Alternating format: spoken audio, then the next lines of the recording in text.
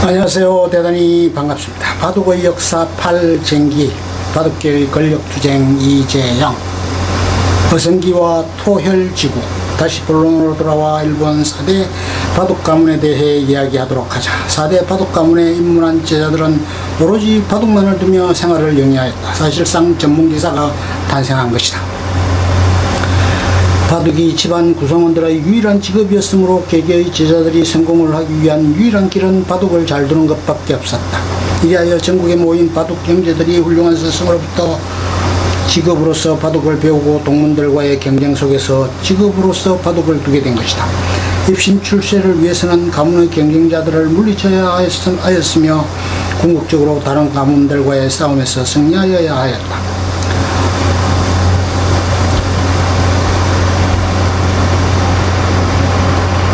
가문의 당주의 최대 목표는 바둑 실력으로 다른 가문을 압도하여 바둑계의 최고 간직인 기소 고로도코로의 자리를 차지하는 것이었다.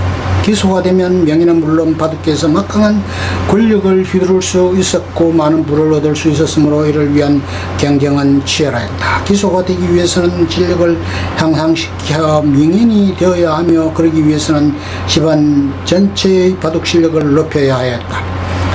바둑 기량을 향상시키기 위해 각 가문은 집단적 연구 등의 끊임없이 실력 향상에 정진하였다. 바둑 실력을 높이기 위해서는 고수들의 바둑을 철저히 연구하여야 했는데 그러기 위해서 자연히 기보가 체계적으로 보관 정리 관리되었다. 우리나라나 중국에서는 과거에 기보가 남아있는 것이 거의 없는데 일본에서는 많은 기보들이 남아있는 것은 이러한 이유에서이다. 기소가 되기 위해서는 바둑 실력도 출중하여야 하지만 인격적으로도 훌륭하고 다른 가문으로부터 평가를 받아야 하였다. 기소가 되면 권력과 부를 동시에 누릴 수 있기 때문에 각 가문의 당주들은 길을 쓰고 기소가 되기 위해 노력하였다. 권력과 명예와 부가 걸려있는 경쟁에서는 당연히 온갖 술수가 동원되는 것이 인간사 필연의 모습.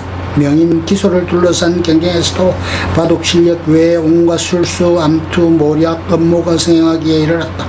그러나 이러한 다양한 분쟁을 해결하는 방법은 결국 바둑 시합밖에 없었다. 우리가 중세시대를 배경으로 하는 서양 영화나 서부 영화를 보면 분쟁을 결투로 해결하는 경우가 많다. 이걸 보고 의학이 생각하는 경우가 많다. 예를 들면 서로 감정이 상해 양자간 분쟁이 발생하였는데 이걸 왜 누구의 잘잘못을 따지지 않고 총이나 칼이라는 무력으로 해결하는가라는 의문이다. 불합리하기 짝이 없어 보인다. 이유가 있다. 이 분쟁을 말로 해결하려고 하면 각자가 서로 자기가 옳다고 주장을 한다. 각자의 주장이 서로 대립되기 때문에 누가 옳고 그르고를 판단하는 것이 매우 어렵다. 이때 결투를 하게 되면 누가 옳든 간에 그 승패가 분명히 결판나게 된다. 즉 복잡한 분쟁을 캐도남마식으로 단순하게 해결하기 위한 방법으로 결투가 이용되는 것이었다.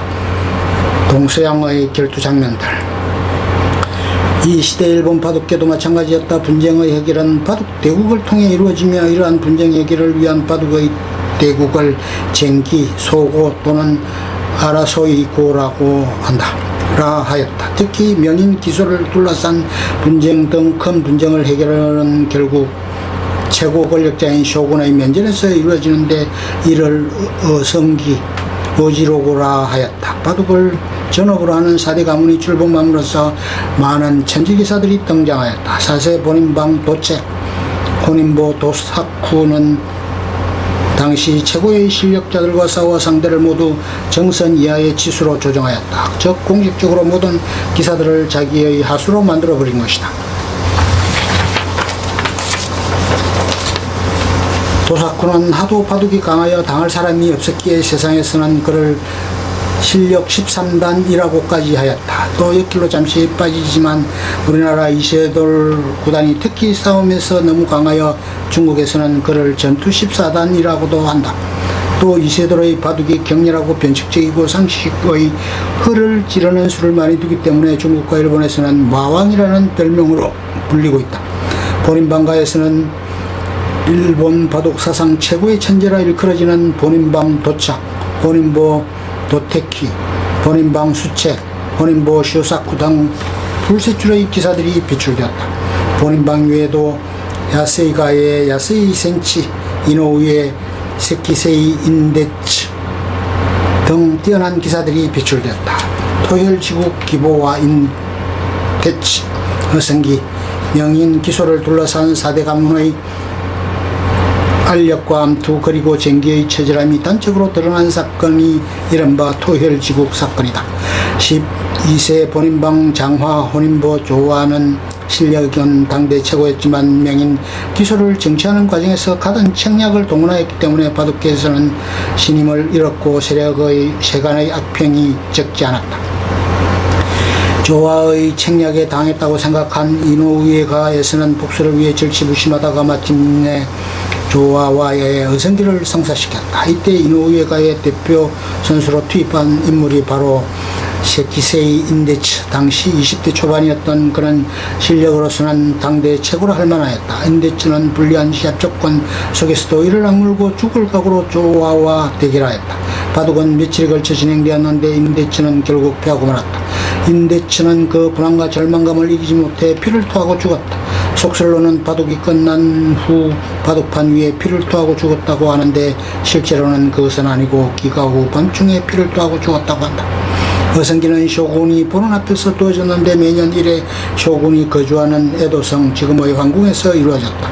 경우에 따라서는 분쟁의 결착을 위한 쟁기도 어성기로 두어졌으므로 그동안 총 약 550국 정도의 어성기가 두어졌다고 한다.